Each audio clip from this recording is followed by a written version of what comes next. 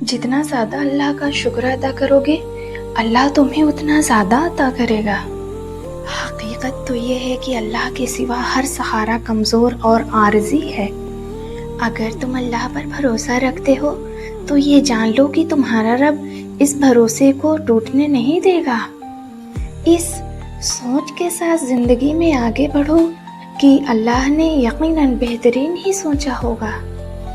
لوگ جو کہتے ہیں انہیں کہنے دو، آپ کیا ہیں کیسے ہیں اللہ کی ذات جانتی ہے۔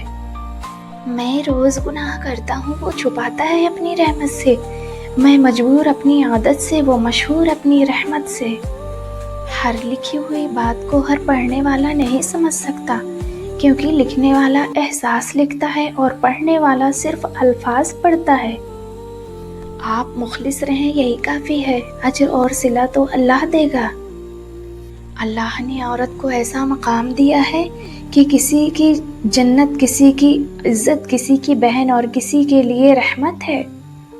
اللہ تعالیٰ فرماتا ہے، میں بہتری سے پہلے دیری کرتا ہوں اور میں انہی کو آزماتا ہوں جنہیں میں پسند کرتا ہوں۔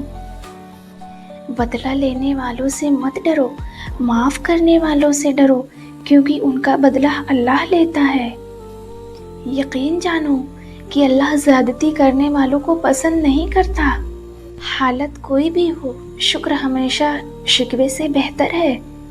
اپنے صدقات کو چھپاؤ، اپنی مشکلات کو چھپاؤ اور اپنی بیماری کو چھپاؤ۔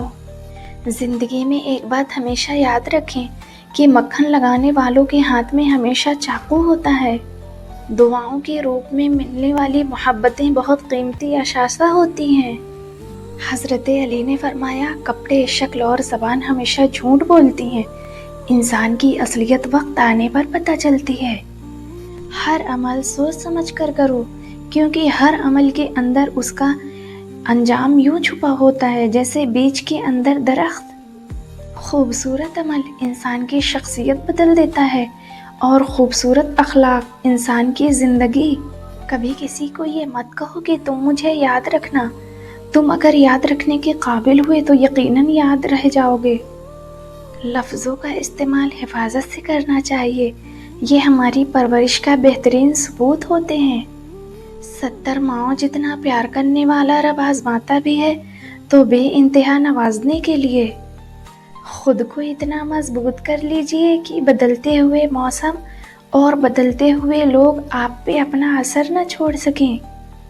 ہمیشہ ان لوگوں کا چناؤ کریں جن کو عزت دینے پہ وہ خود سے بڑھ کر آپ کو عزت دیں، اور یہی بہترین لوگوں کی نشانی ہے۔